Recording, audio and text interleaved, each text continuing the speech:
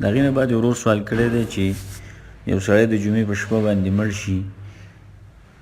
نو د دې څه فضیلت شته او که نه، او دا چې سړی د جمعې په شپه باندې مړ شي د جمعې په ورځ باندې په ده باندې عذاب قبر شته او که نه.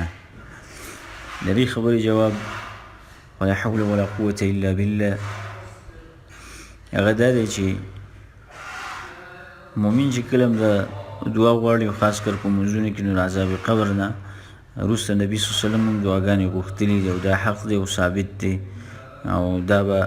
هر سړی به عذاب سکی مګر یو شهید دی چې په شهید باندې عذاب قبر نشته دی،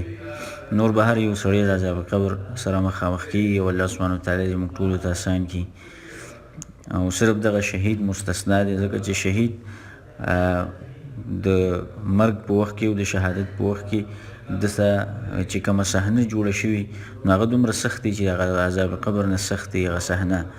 نو الله سبحانه وتعالی ته هغه عذاب قبر اوچت کړی دی. نور هر یو سړی به عذاب قبر سکی خامخا به ورځي. کوم چې په دې باره کې حدیث راغلی دی حدیث ترمذي دی، عبدالله بن عمر رضی الله عنه حدیث دی چې رسول صلی الله علیه وسلم دغه فرمایلی دی ما من مسلم یموت یوم الجمعه او لیله الجمعه الا وقاه الله فتنه القبر، چې یو مسلمان د جمعې په شپه یا جمعې په ورځ باندې مړ شي نو الله سبحانه وتعالی به د عذاب قبر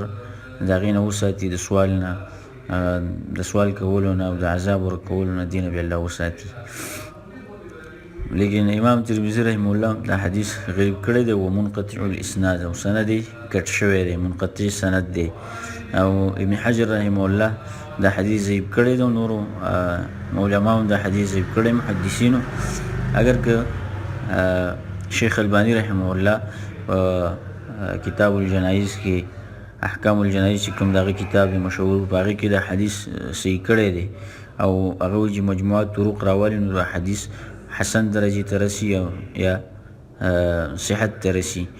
او نور علماو دا حدیث ضعیف کړی دی. نو په دې کې څه فضیلت نشته دی چې یو سړی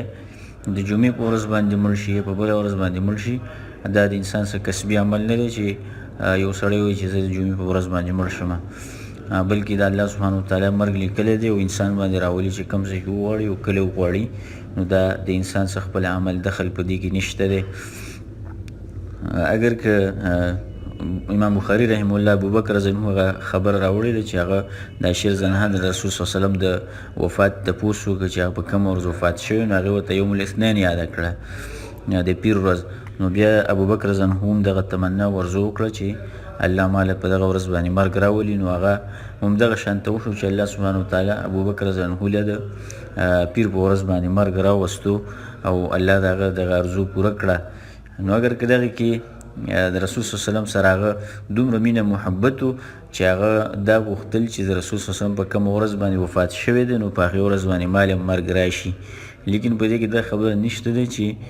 سړی به د عذاب قبر نه محفوظ شي او یا به هغې نه بچ شي. دغه محدثینو په دې باندې کلام کړی چې د حدیث ضعیف دی او که حدیث صحیح شو نو بیا په دې باندې ایمان راوړل لازم دي. والله اعلم.